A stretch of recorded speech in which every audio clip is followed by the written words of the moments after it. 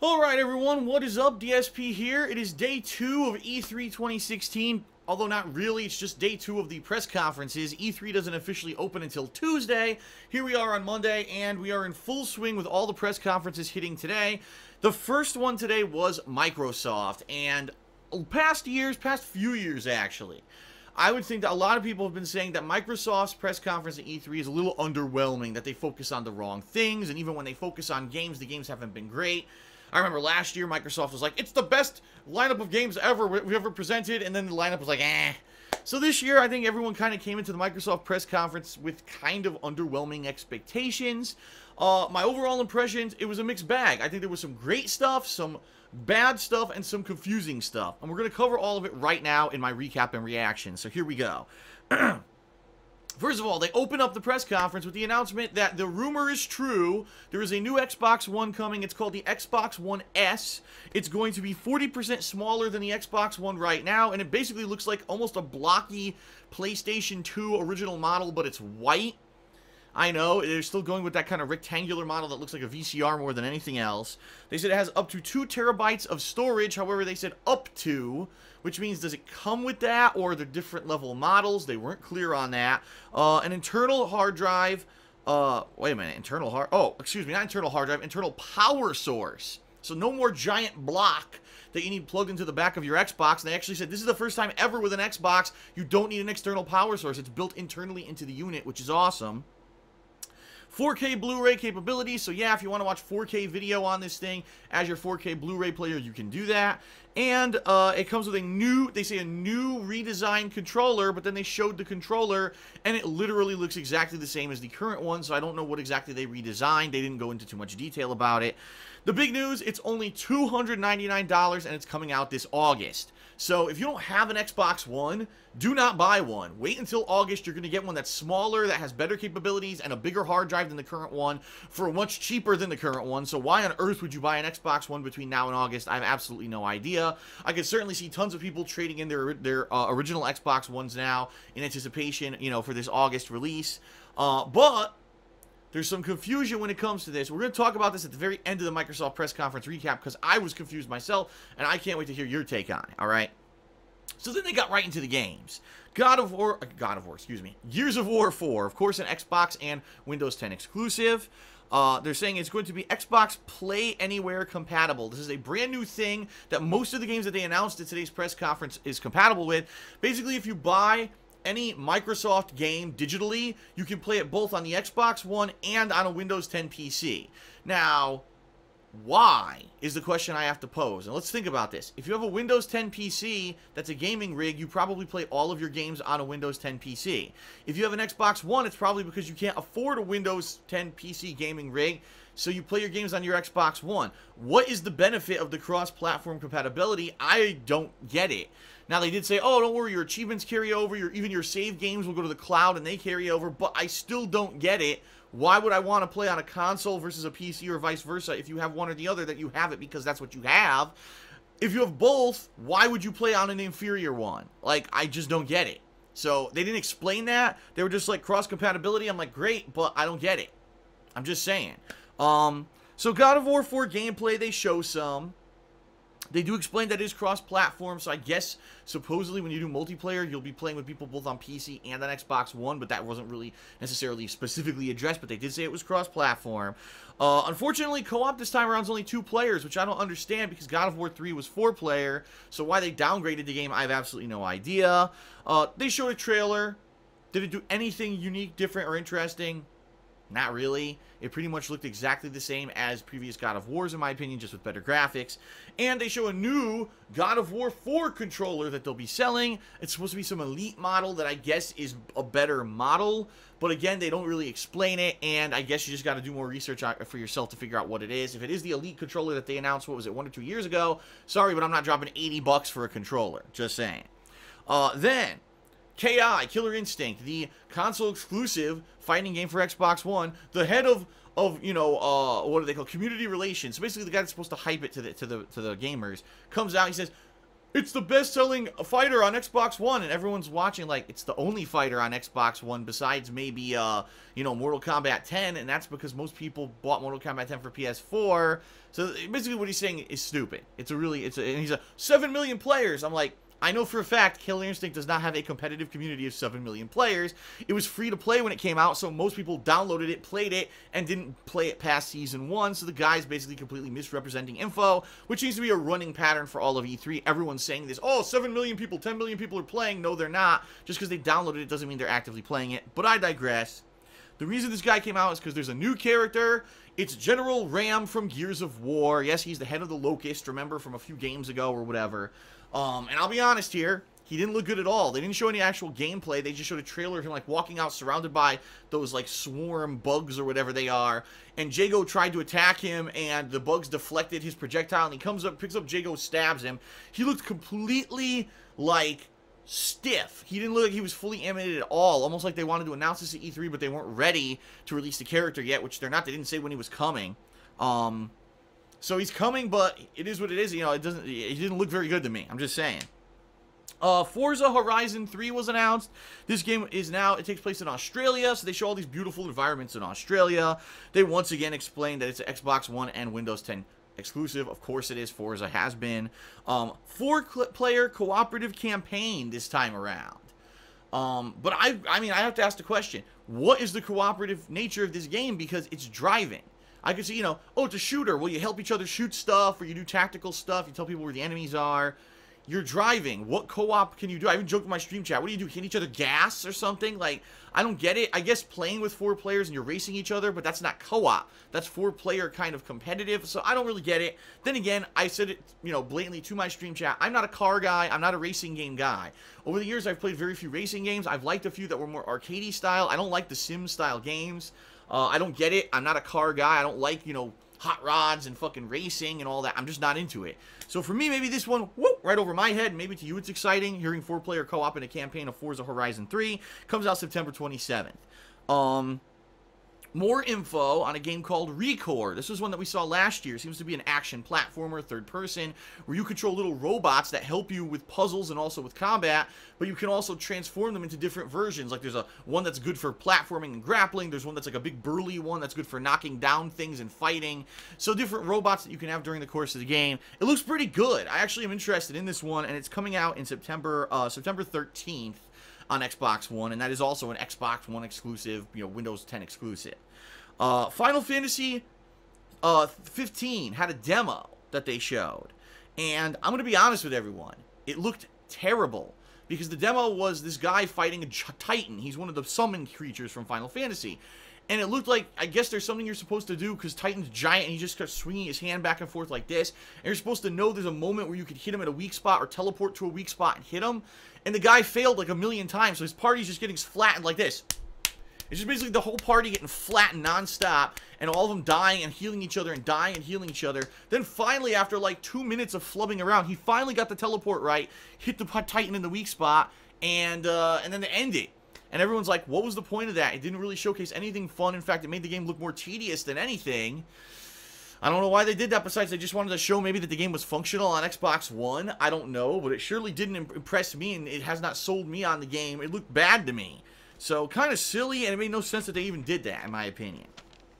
Alright, then they announced, coming first on Xbox One, the first DLC for The Division. It's called The Underground, and that's coming on June 28th. I really don't care because I didn't play The Division, but maybe you care if you are a fan of The Division. It's coming June 28th on Xbox One first, before PS4, supposedly.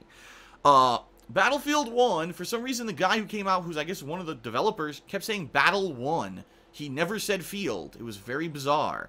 But he says that he showed the same trailer that we saw last night at the EA Access event. But he said that if you get EA Access... sorry, not the EA Access event, the EA Press event. If you have EA Access, this thing that you pay money for to get advanced access to the game, you get access to the game a week early, because normally it's coming out on October 21st. You can play it on October 13th, but you got to pay for that week's early access. I don't like that. That's stupid. Why do some people, because, oh, I have more money than you, I get advanced access to all the games a week early. I don't get it. And I don't want to pay for it. Just saying. Alright, so now supposedly all these improvements are coming to Xbox Live. Let's run down the list because there's a ton of them. Number one, you can play background music, your own personal soundtrack in the background of games. You know, like you could have done the entire lifespan of the Xbox 360, but they never implemented on the Xbox One. Now it's finally coming 3 years into its life cycle? Okay, sure. Language independence, you can set it to do any language. Sure. Cortana is now available. If you still use Kinect, which no one does, if you still use it, you can now use voice commands and Cortana will talk back to you. Worthless. Now on they're saying Xbox Live is now available on PC, iOS, and Android, where previously if you played a game on Windows 10, it was like its own thing. Now it's basically Xbox Live on everything. Any game you play that's a Microsoft game has Xbox Live compatibility now, and it's on every format. Guess what else is coming to Xbox Live? Clubs, where you can have a community that talks about games and joins a club and can communicate and have a board to, and you know, like the communities that have been on PS4 for like 2 years now. Way to catch up, Microsoft. Looking for a group. So instead of basically joining a game and saying I'm only looking to join a random game, you can actually search for a group of players who are looking to do the same thing. So for example, I think the example they gave was The Division. If you want to play a certain level and you're looking for certain loot, you could set it up so you could look for a group that has similar interests to you rather than just being matchmaking with random people. I think that's going to be game specific. Some games won't take advantage of that. Other games may take massive advantage of that. And I think that's going to be developer specific. So I guess we'll see. And yet again, this is the third press conference of E3 for this year that I'm covering. Multiplayer, Arena for Xbox Live. We're going to create an exclusive tournament series and tournament platform for all of our games on a competitive level. So it surely seems to me that every single game developer now has realized that esports is taking off on websites like Twitch, and they want to get in on that. So now they're going to have their own. So now, so far in E3, EA has their own, Bethesda has their own, and Microsoft has all their own competitive tournament leagues, which is going to oversaturate the market, and no one's going to care about it. I'm just saying this is what happens when things, oh, esports are popular, people can make money, and we can make advertisement revenue. Let's all flood the market with competitions, and now it's going to be meaningless, because this is what happens when they see this. Hate to say it. That's my prediction anyway. But they mentioned the big game coming to it soon is FIFA. FIFA will be coming to it, but not yet. Alright. Then they had literally like almost a 10-minute segment dedicated to Minecraft. No, I'm not shitting you. They're still pushing Minecraft down our throats. How many fucking years after everyone's played it? I mean, even I played it last year, and I acknowledge it's a great game, but no one new is playing Minecraft. Anyway, Minecraft, the new thing coming to Minecraft this year, because Microsoft owns it, by the way, Realms. They're going to have dedicated servers now set up. So, for example, let's say that I created this awesome custom world, and I had people come and join it, and they really enjoyed it, but I'm not playing Minecraft now, so basically that world goes away, right? Well, now they're going to set up this dedicated server, so even if you're not playing or you didn't set it up, you could still have your world interacting with others, people can join it and do stuff in your world. Okay, I kind of understand it. Is it huge? No. And like I said, Minecraft is not a new game. No one really cares about this shit anymore. In my opinion, a waste of almost 10 minutes. Then, John Carmack comes out. Oh, how the mighty have fallen. Because I remember the 1990s when John Carmack was like quintessential when it came to PC gaming and first-person games. And now he's on the Oculus. Yes, big part of Oculus Rift, the Oculus team. He comes out wearing the, he's going to wear the Oculus Rift. Oh, look, you can play Minecraft wearing VR in the Oculus Rift. And all I'm doing as I'm watching this, I'm like, wow, yeah, that's true. You probably could be a new experience playing Minecraft with the Oculus Rift. The problem is, to use the Oculus Rift, you'll need the fucking Oculus Rift, which costs like $600 to $800, plus a PC to handle it. So do you really think that the common person who plays Minecraft is going to drop $1,500 fucking dollars to play Minecraft on VR? What a waste of time and a waste of a demo. Stupid. Then they showed there's new and available custom Xbox One controllers. They just basically said go to Xbox.com to figure out more information on this. But I guess what you could do is order a customized controller that has like a design or symbols or colors and different things on it. I like the idea of a customizable controller, but they mentioned nothing whatsoever about price point. Now, the Xbox One controller already is incredibly overpriced at $40 to $50 depending on where you buy it and what version you buy. Now imagine, oh, custom controller, great, and it's like $80 for colors, you know? If it's a reasonable price, I think it's a great idea, and I'd even get one if they were reasonable. But the question is, are they? And you don't know unless you do additional research, which I haven't had a chance to do yet. Alright. Finally, a new fucking game is announced. After all that bullshit, right? Inside, the new game from the makers of Limbo. If you remember, Limbo was that very artistic and creative action, or not action platformer, it was a puzzle platformer, 2D side-scrolling game from way back when. I think it was like 2010 I played it, and I loved it, and people loved the playthrough of it. June 29th, it's releasing. And I was like, holy shit, like, wow, that's awesome. That means in late June, there's a new game coming out that's a big, heavy hitter that people might really want to see. And I'm excited for that. I definitely want to play it. And that's good because the summer looked dead, and now it looks like there's something good in the early summer there. Very excited. And then they also announced that Limbo, the original game, as of right now, is free on the Xbox One. So if you missed out on Limbo, you can play it for free right now and get kind of a lead-in to this new game Inside coming out. There you go. Then they did a montage of indie games. Woohoo. The problem that I don't like about these montages is they literally show a blip of gameplay and a name, and that's it. So, oh, that looks interesting. Well, that's it. Nothing. And you're like, I wish they had more info on these games. I wish they would have gone more in depth. Instead of talking for 15 minutes about Minecraft, how about you tell me about these new games coming out that I might be interested in? But no, it was just a quick montage, so I couldn't even tell you about any of the games because it was like bump, bump, bump, bump, bump, and then they're gone. Great. Then they talked about this game called Ark, which I've heard people talk about. I know nothing about it. I guess it's about dinosaurs and shit. I have no idea. But they mentioned that now it's cross-platform, that it's going to be between Xbox One and PC. They also mentioned that if you have Xbox Game Preview, which I don't even know what it is, that you can play it this summer. I don't know. It's just, I'm just spreading the info. I don't know anything about it. They didn't explain too much about it either. Alright. Here's another good one. A new game I never heard of. Shows almost like a world that looks almost like BioShock, okay? And it's that kind of artistic style. And everyone's on drugs. Everyone's popping pills. And everyone's wearing these masks that almost look like V from Vendetta. Masks like that, so they kind of look like they're happy. They have happy faces with blush on, okay? But they're dressed almost like Victorian-era clothing, but it's futuristic. They're in like this, almost like a vault. It almost looks like a vault from Fallout, so it's very confusing. This world is an interesting one. And basically, you get called out of your room or wherever you are, and there's a piñata. It's supposed to be like a birthday party, a piñata. And you don't take your pills for the day or whatever. Everyone hits the piñata. All of a sudden, you see yourself covered in blood. The piñata transforms. It's really a rat. And all the people at the party, including the kids, think it's candy. So they're ripping flesh off the rat and eating it, and they think it's candy. But then someone recognizes that you're appalled, and they must realize you're not on your drugs. So they sound off the alert, and all these cops come out and start chasing you.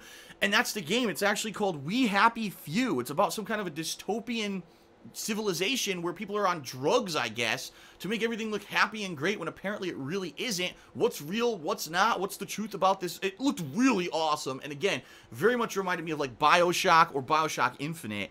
Apparently it's coming out July 26th for Xbox Game Preview. Again, what the fuck is that? I don't know, and I want to play the game. Does it come out on July 26th? Does it come out later for people who don't have this Xbox Game Preview? I don't know. Hopefully it comes out during the summer, because that could be an awesome summer title. It looked really unique, and I'm very excited for it. Then they had an announcement. CD Projekt Red came out. A Gwent game is coming out in September. It's just Gwent, just the card game, because people have been asking for it. So that's coming out in September for those who are fans of Gwent in Witcher 3. I'm not, so woohoo for those of you who are. For me, it's a non-announcement. Tekken 7. They come out, excuse me. They did a trailer for Tekken 7. It had Akuma attacking Heihachi. Basically, it featured Heihachi beating the living shit out of Akuma. Akuma seemed like he played like Street Fighter. He did. He had the Shoryuken, the Fireball, everything. So I don't know how he's going to integrate into the game. But then all of a sudden, they showed that there's like finishers in the game. Like Heihachi charged up into like this 2-3 finishing move combo to Akuma. Then Akuma did a Raging Demon. And I'm like, so obviously there's something new, maybe supers or something implemented in the game that have never been in there before. I don't know. They said that there's a story mode in the game. No shit, Tekken has always had a robust story mode. They announced it's coming out in early 2017. And then they announced that Tekken Tag Tournament 2 is now free on Xbox Live. For anyone who has an Xbox One, it's free backwards compatibility. You can download it right now and play Tekken Tag Tournament 2 for free. A lot of these kind of announcements over the course of this conference, by the way. Alright. Another surprise. Dead Rising 4. They showed it. It looked awesome. Way more zany things that you could do. And Frank is back. That's right. The reporter Frank from Dead Rising 1 is back apparently as the main protagonist, although it's not clear if there'll be other characters. They did say it's continuing the story of all the other games. He's driving around in a go-kart with electricity, shocking all the zombies. He's got crazy-ass weapons. It looked awesome. I love the Dead Rising franchise. 2, 3, I both loved them a lot. I didn't like Dead Rising 1 very much, but I did like 2 and 3 a lot. And it's coming out holiday this year, supposedly. They said around holiday 2016. I was like, wow, so if it doesn't get delayed, here's a really awesome game around the holidays. This could be an awesome December coming up, right? Then they showed Scalebound, which is a Microsoft exclusive. This game reminded me kind of like Lost Planet, where you're taking on these giant monsters, and he was taking on this giant crab-like crustacean monster. But it's you, but also a dragon. That's a big dragon. That's kind of like your co-op companion. You order the dragon around to do stuff, to attack the monster, and then you can attack weak points. But then also it kind of has this like stylized thing to it, because at one point he's like, well, let's put this in the high gear, and the character puts on headphones. All of a sudden you start hearing this like upbeat music as you're fighting the monster. Seems pretty interesting. 2017, that one's coming out. I'm sure we'll hear more about that as it approaches. Sea of Thieves. This is the big pirate game they announced at last year's Microsoft press conference. This year they did a multiplayer demo, which all it was, quite honestly, was hired actors. It was really pathetic. They had like this fake webcam up here to try to show, oh, this is how they acted when they played the game. And you could tell it was scripted. They were reading lines and reacting like way too happy to the game. When it looks to me like it's a first-person cooperative game where you play pirates. And you do different roles on a ship. Some people are going to have to do, like, the actual steering of the ship. Some people have to keep the ship going. If it gets damaged, they have to patch a hole, right? Do all kinds of cooperative. One person mans the cannon if they're trying to get attacked by other pirates and stuff. And then you land on an island. You investigate the island. You look for treasure, stuff like that. But then storms can come in. Other pirates can attack. It's an interesting premise, but will it translate? I don't know. Do people care about pirates in 2016? I don't know. But it looks good. It does have a graphical style similar to Team Fortress 2 or Overwatch. It's more cartoony, but it seemed interesting. I would like to see how this translates into actual gameplay rather than just staged people playing it. And it was funny because there were 2 teams, and one team ended up having their ship sank, and they got eliminated. I don't know. We need more info. For an initial taste of gameplay, it looked pretty decent, and I'm interested in more, okay? State of Decay 2 was announced. That's awesome. State of Decay was that sleeper hit. It came out of nowhere in the middle of the summer several years ago. And I played it. I absolutely loved this freaking game. And State of Decay 2 is coming out. They showed way better graphics. It's not cartoony like the first game kind of looked. Way more serious graphics, more characters. It's all about co-op survival. Coming out in 2017. Looks good, but I wish we had more info. But 2017, 2 thumbs up. Halo Wars 2, another game announcement. I mean, Microsoft just had tons of game announcements in their conference, which is crazy different from usual. Halo Wars 2, that real-time strategy game from a few years ago. You know, actually, I think it was like 5 or 6 years ago, a long time ago. It's being revived, and they showed some gameplay of it, and they said, guess what? The beta is available right now on Xbox One, so if you want to play it this week, the beta is available for Halo Wars. And everyone was kind of like, wow, that's kind of cool. So I might check that out this week. If you want to see me play Halo Wars 2 this week, let me know, because I'm starting gameplay as soon as tomorrow, okay? And then they announced that it will be coming out February 21st, 2017. So, a new release for next year. And then last, and this is what confused me the most about the Microsoft press conference, and I want to talk about this for at least a couple minutes. Another new Microsoft console. So wait, they already announced the Microsoft Xbox One S. Now they're announcing a whole new console. This one's called the Scorpio. It's going to have 6 teraflops, 8 CPU cores. It's going to be able to handle full 4K resolution games. It's going to do all this stuff, right? And they have game developers talking about it, and they're like, oh, this is great. This is what we've always wanted. It's lip service for Microsoft is what it is. It's coming out holiday 2017, so not this year, but the end of next year. All games, accessories, and everything will play on all 3 consoles. So if you buy a game that's for Xbox One, it'll work on the Xbox One S. It'll work on the Project Scorpio when it releases. If you buy a game for Project Scorpio, it'll work on the other consoles. So here's what I'm wondering. This is what I really don't understand. I'm very confused. So maybe someone can answer or give me some insight. Number 1, wow, Xbox One S. I'm very hyped. I'm going to get that. I don't have an Xbox One yet. I'm going to get that in August because all these new games that they announced sound great to me. Oh, but then at the end of the conference, there's another new console coming out next year. So why would I buy an Xbox One S? In a year and a half, there's a new one that's way better. So why am I going to buy the Xbox One S if it's only going to be good for a year and a half? I'm confused, all right? Number 2, they said that the Xbox, the Project Scorpio will have gameplay in 4K. They blatantly stated earlier in the press conference the Xbox One S will only do video playback in 4K. So if you're looking for 4K gaming, don't buy the Xbox One S, wait for the Scorpio. Okay, but they said that all games will work on everything. But if you buy a game that runs in 4K resolution on the Scorpio, how is that going to run on the One or the One S if it's supposed to be running natively at 4K? You see what I mean? Like, it's very confusing. And they're like, don't worry, we're not leaving you behind. If you have an Xbox One or you're planning on buying the Xbox One S, this is not us abandoning you. All games will be compatible on everything. And I'm like, that doesn't make sense. And just think of it this way. Right now, you've got an installed user base of people who have the Xbox One, people who bought it at launch or bought it over the past 2.5 years.